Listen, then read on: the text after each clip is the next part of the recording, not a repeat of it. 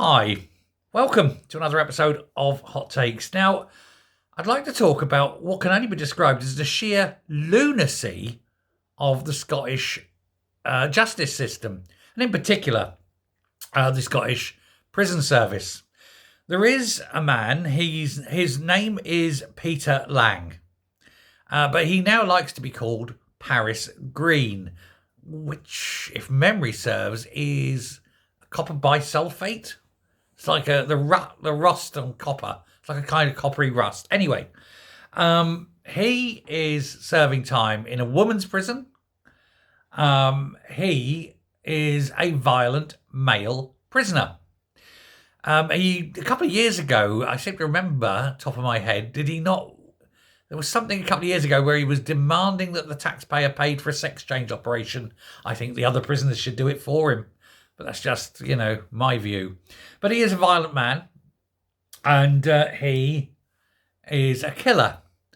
And then, having spent time at a woman's prison, and for some strange reason, being there, he attacks a woman in a woman's prison. The woman was a guard. And so this male, this very physical male, attacks a woman guard in a woman's prison and is allowed to remain in the women's prison. This is madness. Peter Lang should be in a man's prison because, he's a man. Now, this is one of those where he's biologically male. And this is one of those where the Scottish Prison Service could find itself at the wrong end of the law. Because that prison guard was at work. And therefore is subject to the 1992 Work Act, Workers' Rights Act, about having safe spaces for women. And it also actually goes around and past the Scottish Prison Service's own trans policy, which were brought in after the other mad one that got moved, and even the rapist who got put into the women's prison and then was immediately moved out. But a lot of concerns now are actually up there about what's going on when this man is allowed to continue to remain at a woman's prison, having now shown not only is he a murderer in the first place, but now is shown to be a violent anti-woman type man who wants to beat women up. What the prison service are saying is, that's exactly what the prison service is saying. We do not comment on cases like this, even though he is. He's at Polmont Jail, and now he's got to plead guilty again. He's being prosecuted again.